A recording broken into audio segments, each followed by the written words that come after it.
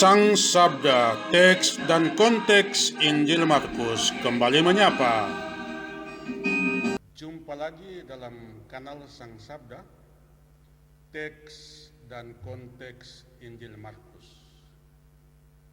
Pada video terdahulu tentang cara Markus membuka Injil yang dia tulis, inilah permulaan Injil Yesus Kristus, Anak Allah. Sekarang kita berbincang-bincang tentang figur Yohanes Pembaptis, suara dari padang gurun yang melapangkan jalan bagi kedatangan Mesias, Anak Allah, Yesus. Baik, mulai sekarang dan selanjutnya, Martin Bisu tidak hadir lagi bersama saya karena dia menangani video dalam bahasa Spanyol tentang tema yang sama. Saudara dan saudari sekalian, waktu itu sesudah Yesus bangkit, perlahan-lahan umat memahami dan menyelami kepribadian Yesus, hidup dan karyanya. Lebih lagi, dalam situasi yang sulit yang mereka alami, Yesus merupakan inspirasi di tengah kegalauan. Mereka membaca kembali teks-teks Perjanjian Lama dan di dalamnya menemukan pesan-pesan aktual tentang yang terjadi di padang gurun dan sekitarnya, dengan tokoh utamanya adalah Yohanes Pembaptis yang menyiapkan jalan bagi Yesus, Mesias itu. Mereka melihat Yohanes Pembaptis sebagai tokoh yang dimaksudkan teks-teks Perjanjian Lama. Sebenarnya, Markus mengutip beberapa teks Perjanjian Lama. Namun, kalau kita baca dalam teks Markus, kesannya semua dari Nabi Yesaya. Sebenarnya dia kutip juga dari kitab yang lain, misalnya Maleaki dan kitab Keluaran.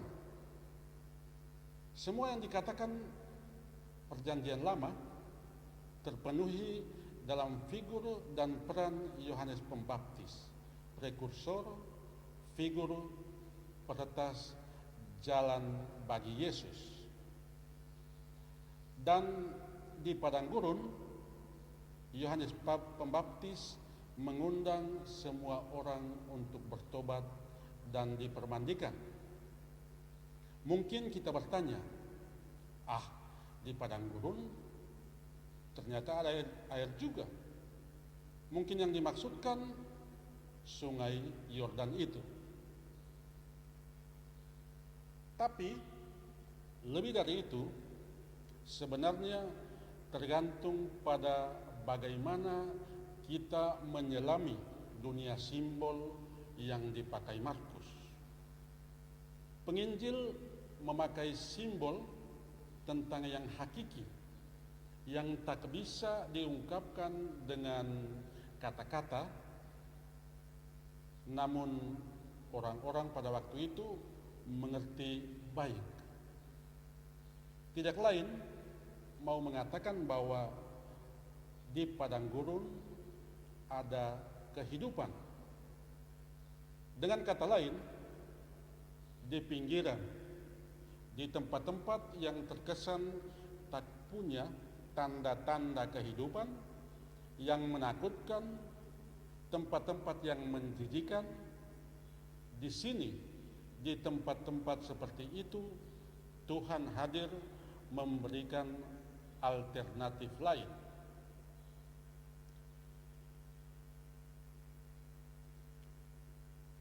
Yesus kemudian juga berkarya dari pinggiran atau dari tempat marginal di mana ada kelompok sosial yang terbuang. Padang gurun juga tempat penuh cobaan dan tantangan. Selama 40 tahun umat Israel mengembara di sana, tempat penuh kenangan.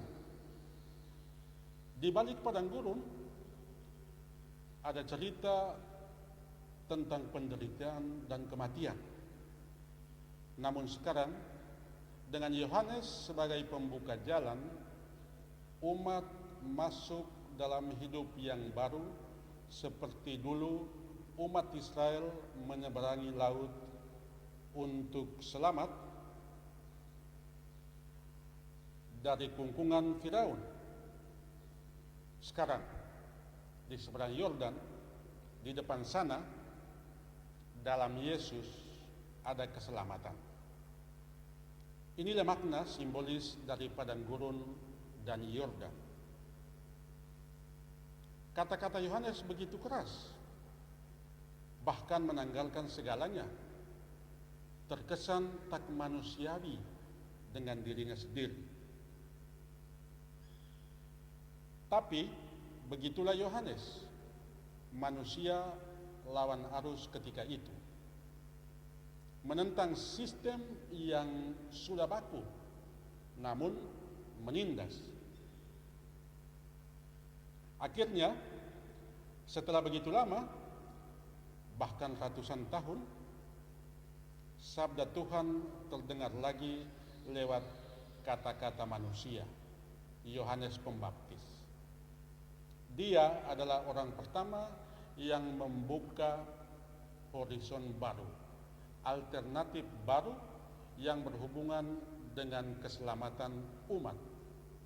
Umat yang disepelekan dan dikucilkan oleh kaum Farisi, ahli kitab, para imam, Herodes, dan Roma. Dan lebih ironis, bahkan para penguasa agama dan otoritas waktu itu meyakinkan umat bahwa kehendak Tuhan memang begitu. Mengucilkan umat sederhana, atau dengan kata lain, jatah keselamatan tak menjangkau orang-orang kecil yang sederhana dan hina dina. Karena itu, Yohanes melawan arus. Karena itu, ia mendapat ancaman mati. Ya, melawan arus, melakukan yang tidak biasa dilakukan.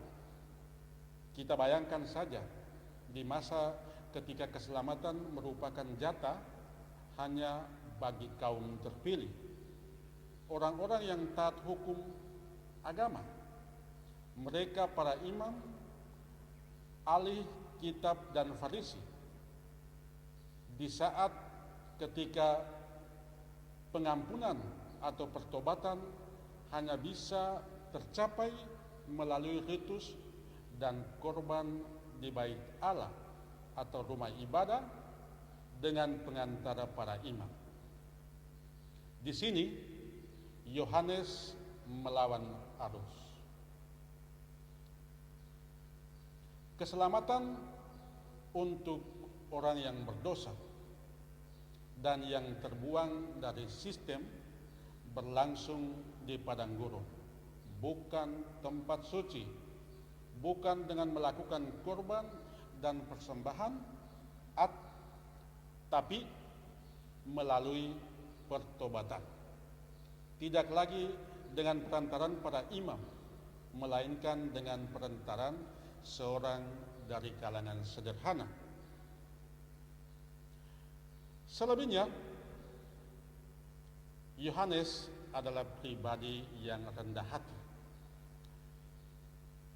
dan tahu menempatkan diri, bukan dirinya yang diwartakan, tapi tentang pribadi yang akan datang, yaitu Yesus.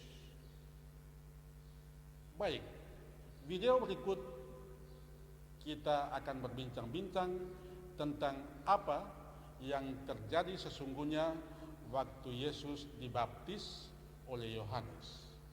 Sampai jumpa lagi dalam Sang Sabda edisi berikutnya. Nantikanlah Sang Sabda dalam edisi selanjutnya.